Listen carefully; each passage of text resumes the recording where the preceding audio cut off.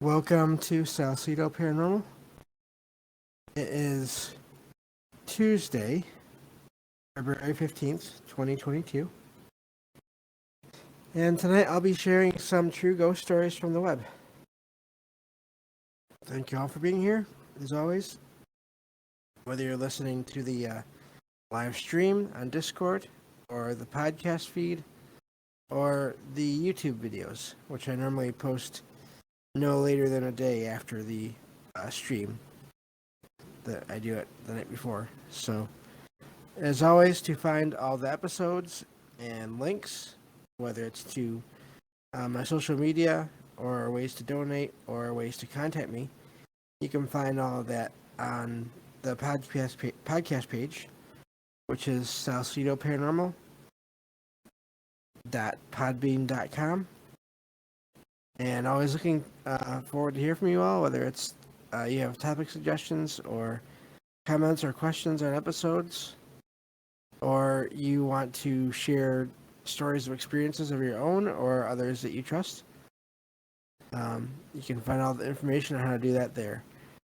And of course, you can always send me your stories of experiences either through text, or you can contact me and we can arrange for you to join the stream one night on Discord, if that's okay. And we'll talk about your experiences and the paranormal in general then, and go from there. So, I'll get to the stories here. Wait for once. It's amazing. I've done this before. So, this first one says, first of all, I want to be clear and say I don't ardently believe or disbelieve in the supernatural. What I describe below is the only bizarre or unexplainable experience I've had, and I've explored all sorts of allegedly haunted or cursed places in my younger years. In July of 2020, my now wife and I purchased our first home after renting for many years prior. We've lived in several places together across Atlantic Canada and the UK, and we've never seen or heard anything abnormal. That October, we heard a doorbell ring just after we went to bed. Coincidentally, after watching a haunted house television show. The thing is, we don't have a doorbell, and our nearest neighbors are over 800 meters away, so we weren't hearing anyone else's doorbell either. It's been heard twice since then. Once by me, when my boss asked me if I wanted to move to Montreal for work, and a second time by my wife when I was out of town on business. Any ideas what this could be? We feel no evil presence in the house. In fact, we feel very happy and love being here. We've invested a ton of time and money into upkeep, and we're even welcoming our first child into the home in March. Could the house be subtly saying it wants us here? And that's the end of that one. The only thing I would say to possibly explain that away is some kind of doorbell sound on one of their devices. But it seems like they'd be able to track that. If it was one of their devices, they'd be able to hear that it was coming from inside and or right near them. So outside of that, that is interesting. It's good that they don't feel anything bad there, obviously. Especially if they're going to be, if at the time of this writing they were going to be having welcoming a kid there, baby there. But Yeah, it does seem like maybe the timing. I'm not sure about that. It seems like maybe the timing on one occasion was um, during an important, possibly life-changing event, but then the other two don't seem to fit that pattern. But then I guess that's assuming that it has to fit a pattern. So I'm wondering if there was other things going on at the times of those other sounds that maybe the writer hasn't thought of, or that could be important things going on at the time. Maybe that is a pattern, maybe not.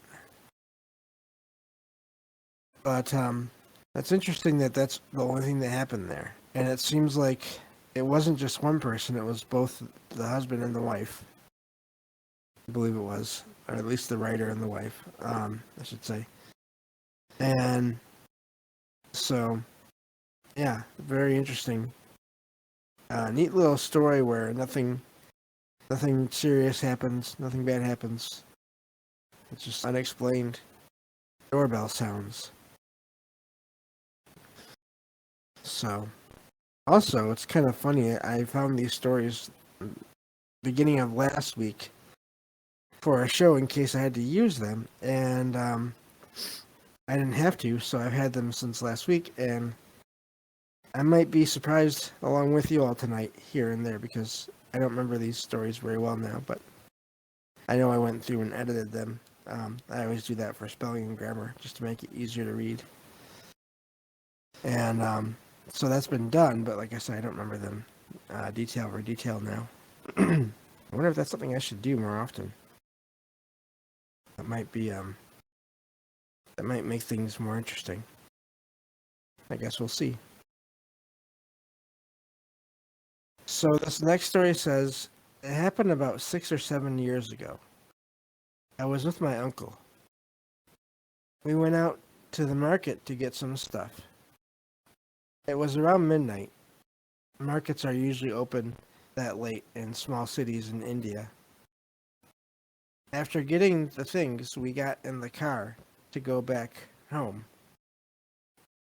I sat in the passenger seat and he was driving. Suddenly, we saw an old woman on the road and she did that taxi stop hand sign. So he stopped and asked if she wanted help with something. She said she went out for a walk. It was weird because a walk at midnight, and now her knees hurt. So she asked if we could drop her at the nearby bus station because she lived nearby there. It was a 5-minute drive. So we agreed to help her.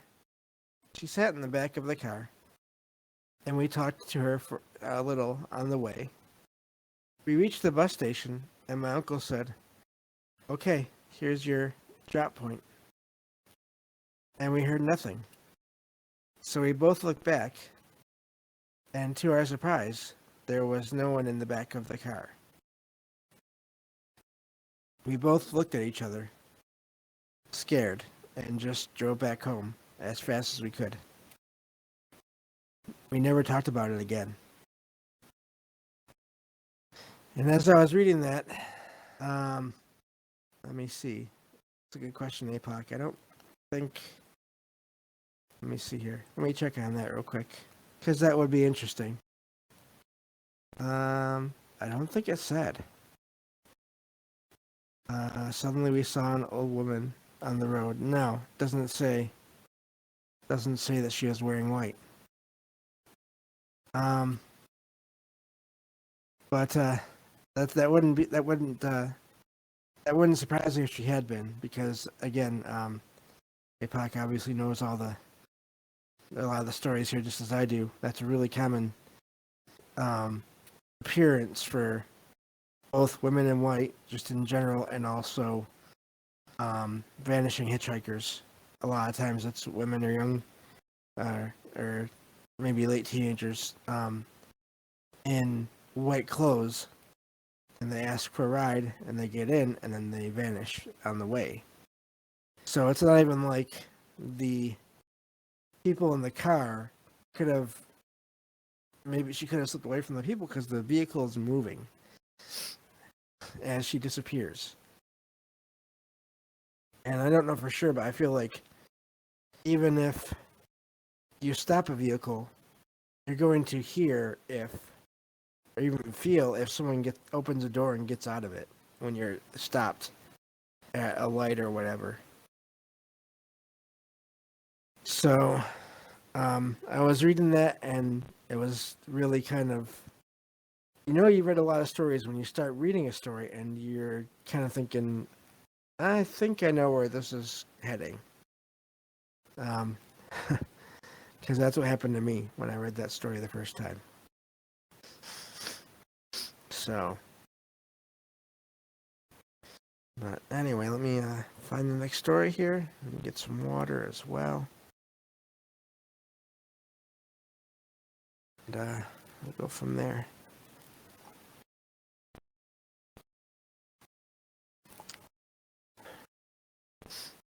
Okay.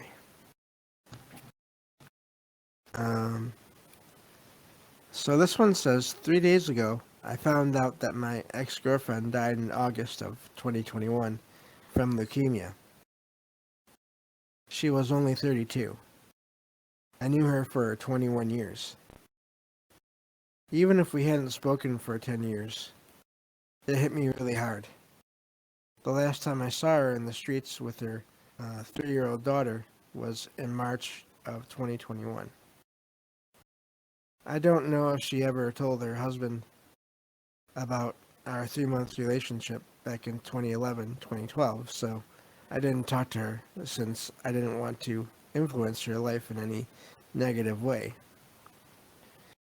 even if she looked very sad that day. I regret that today a lot. I immediately felt the need to find her grave and say goodbye. So yesterday I drove to the nearest cemetery, and in my mind I asked her to show me the way to her grave. The cemetery is 134 acres big and has more than 30,000 graves. I found her grave within 5 or 10 minutes. Maybe I was just lucky, or maybe she showed me the way. And that's quite the odds. 1 in 30,000. It's I don't know.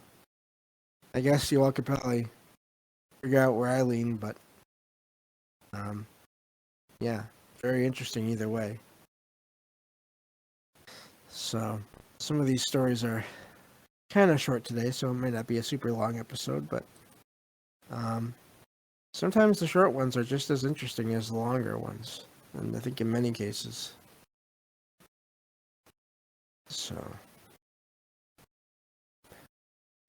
I'll go into the next one here. This one says, I always find dimes all over my apartment. On my dresser, TV stand, bookshelf, kitchen table, even on the floor sometimes. I live alone and never carry cash. I have only been using debit or credit cards recently. And honestly, it's starting to trip me out. I've collected 9 dimes in the matter of 2 months. I don't normally have people over because my apartment is small. I usually go out most of the time. Can anyone explain this? That's where that one ends. I know I've heard of people finding different coins before in their homes. And it seems like there's a wide array of explanations for it, as in the intentions of who or whatever are leaving those. So I can't really say I know for sure what the meaning is behind that. The writer doesn't say if they had any relatives that had passed that really, I don't know, really liked coins for some reason. But yeah, I don't know what to make of that one.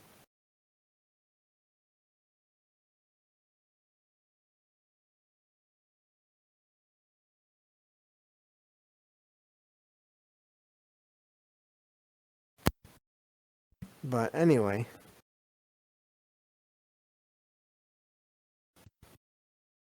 so that's interesting. I hadn't heard of that.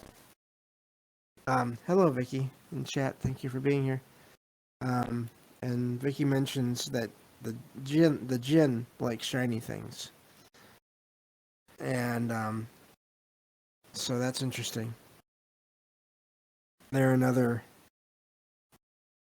kind of being that is pretty well known in the paranormal.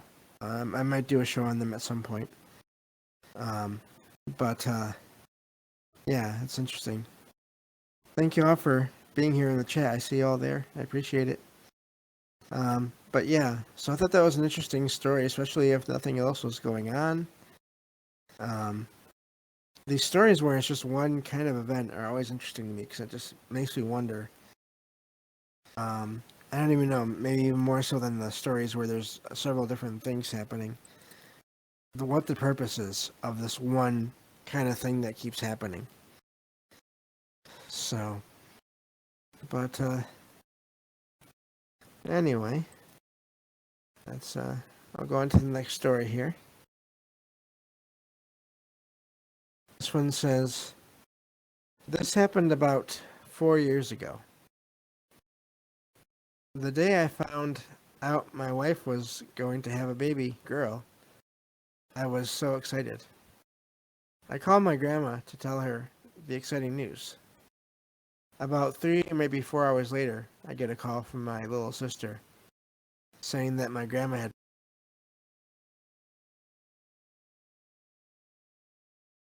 passed away. She was like my mother.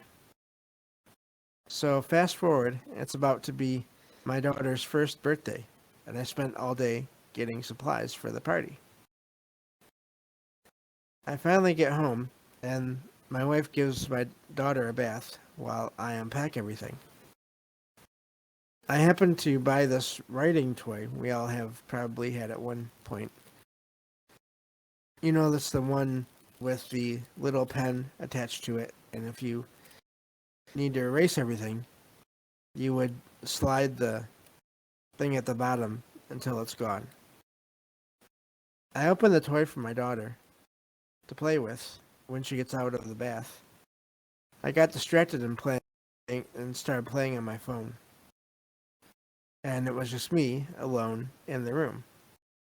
My wife walked into the room and asked a weird question. Did you write that?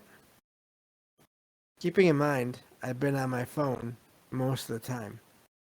I asked, what are you talking about? She then pointed at the toy. I picked it up because it was right next to me. And when I saw it, I couldn't believe it. There, plain as day, was the name of my grandma.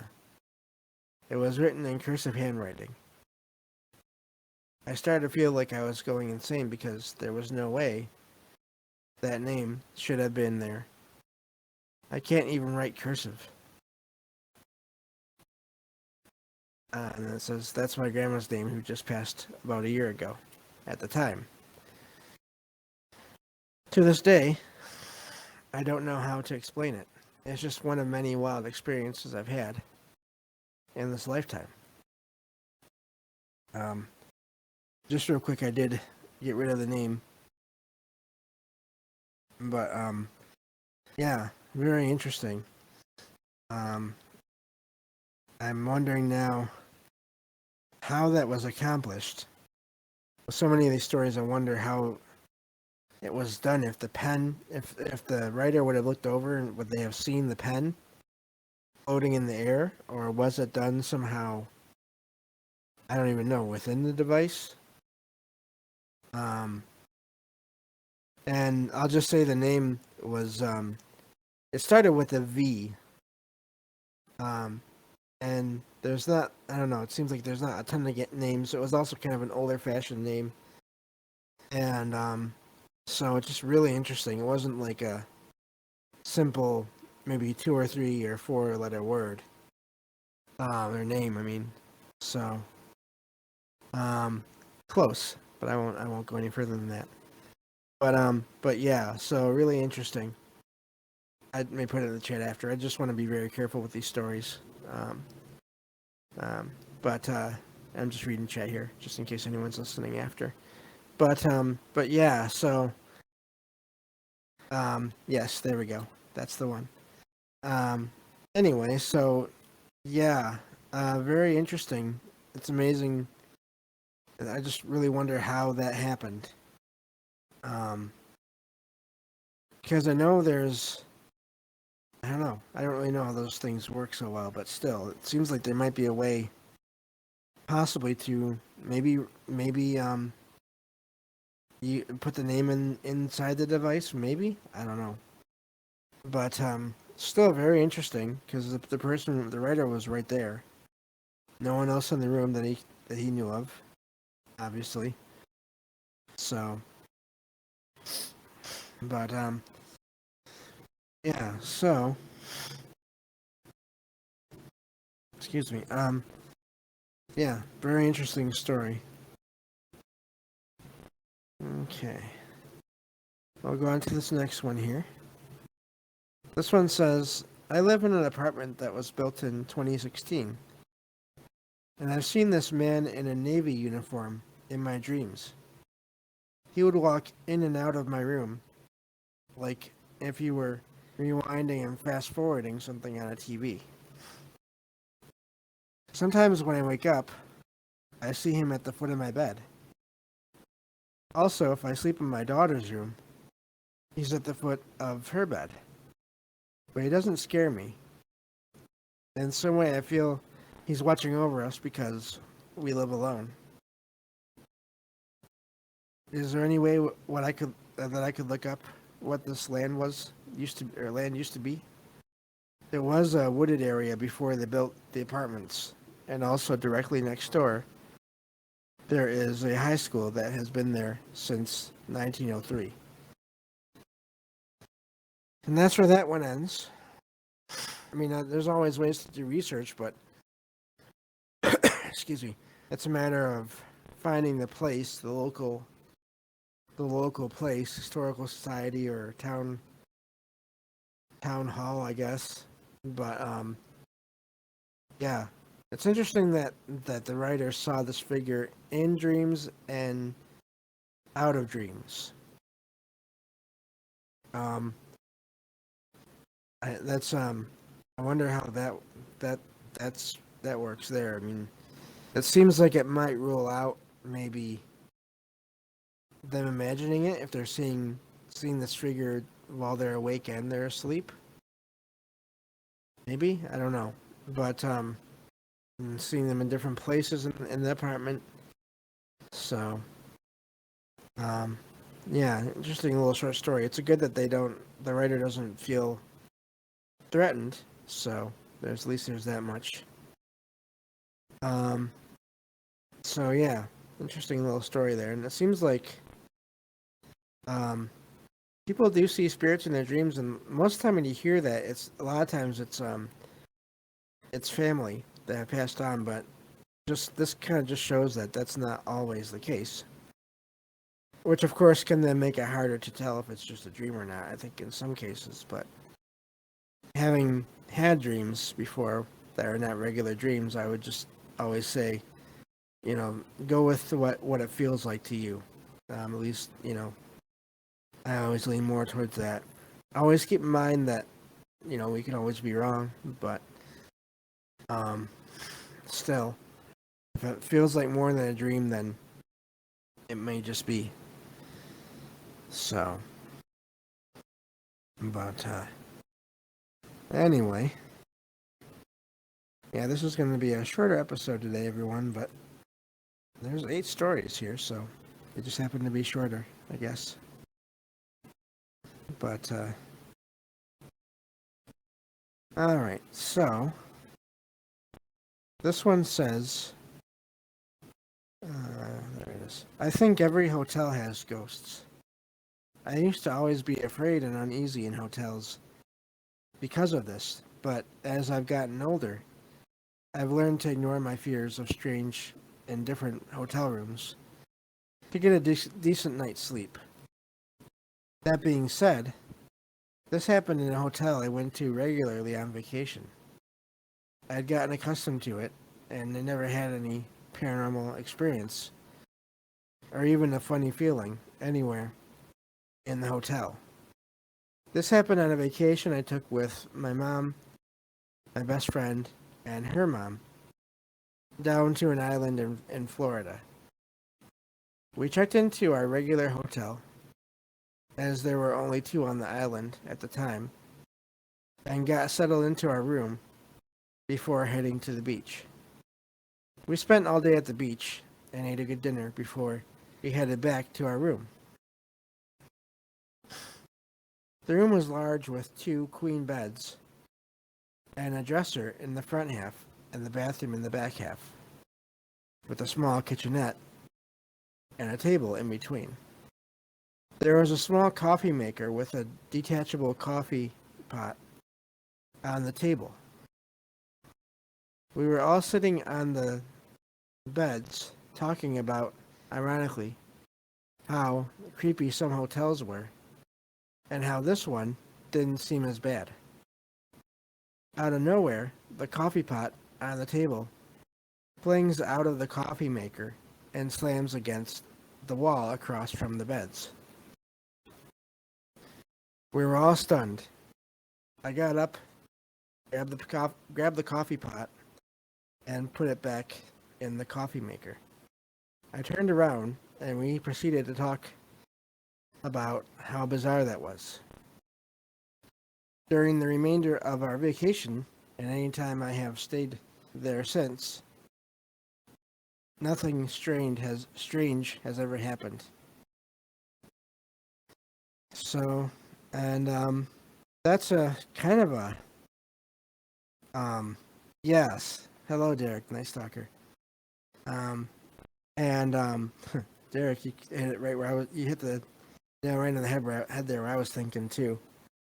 It sounds like So Derek says, "Wow, that's weird. The hotel was listening." And that's what I was thinking. That's almost like who or whatever was there was like kind of annoyed that their hotel was not considered creepy or maybe haunted or something. The timing on that is just really interesting. It didn't do anything to hurt the people there. It just picked something up and threw it not at them but just across the apartment. And yeah, it seems almost playful, Derek says. Yeah. It's like, oh, so nothing going on here. Okay, really? And then boom, that happens. So that's really interesting. I thought that was a interesting and funny little story there. So I had to share it because normally you hear the opposite. You go to a place and it's you hear beforehand it's going to be haunted, and you go in there and stuff happens. But that's not the case in this story. So we have one more left.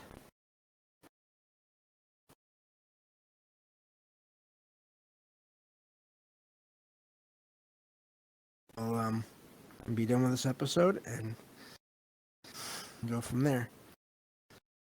This one says, so I've only ever had one ghost experience, and I was thinking about it earlier and told my mom about it.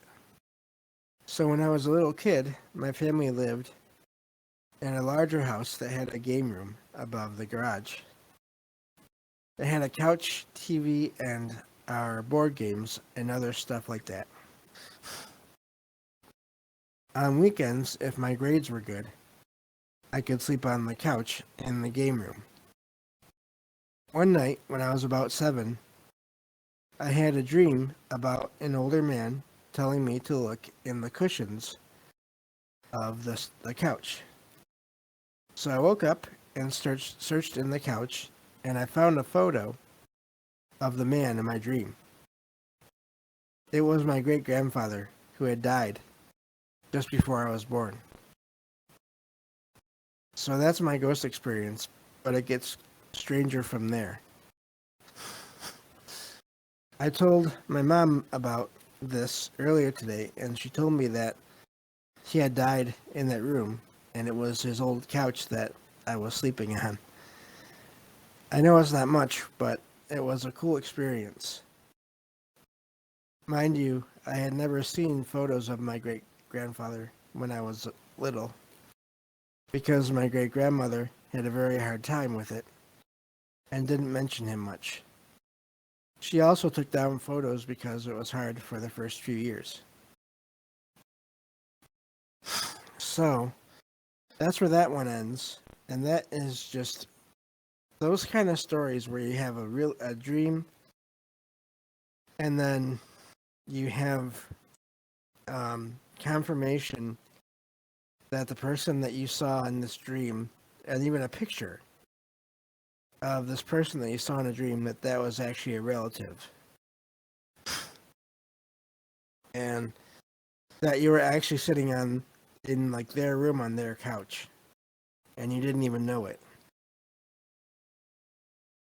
Um, that was a really interesting story, and I mean, it didn't seem like, at no point did the person in the story say they were afraid or anything bad happened. It was literally just a message, almost as if from the grandfather, the great grandfather, trying to, in a way, say hello to his great granddaughter. It says in the article before that, but yeah. So really, really interesting the way that happened. Yeah, APOC, I love those sort of stories. Very sweet. Yeah. So, yeah, I thought that was amazing. Um, Derek says, yeah, that's bizarre on a few levels. It's weird that the picture was even there in the first place. Exactly, because but then if you think about what else they said in the story, in the dream communication just cranks it up 100 notches. Yeah. If you think about the story, it mentions that the pictures of this great grandfather were hidden.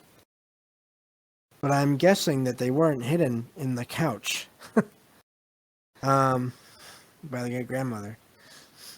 So um it seems like maybe he possibly intervened and put one in there, possibly. No way to know for sure, but possibly, and then contacted their great grandchild, and like, here you go, look for that, and set the whole thing up basically. So yeah, I like that story a lot.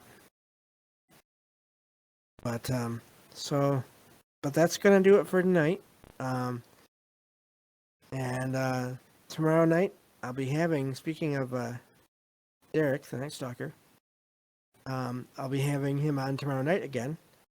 We're going to continue our look into a couple of major events in the X-Men comics. I think we kind of needed to do Fall of the Mutants before we did Inferno. I feel like Inferno wouldn't make a ton of sense without at least some background. So that should be fun, and we're even talking about doing an event doing a show like that once a month, and just so that we can keep on doing that, but also it's we still have room for whatever else happens, and so yeah, that's kind of in the works right now. So, but thank you all for being here. I see you all there in the chat. I appreciate it, and I always appreciate everyone listening, whether it's live or the podcast feed or the YouTube video. So, until tomorrow night, Take care, and we'll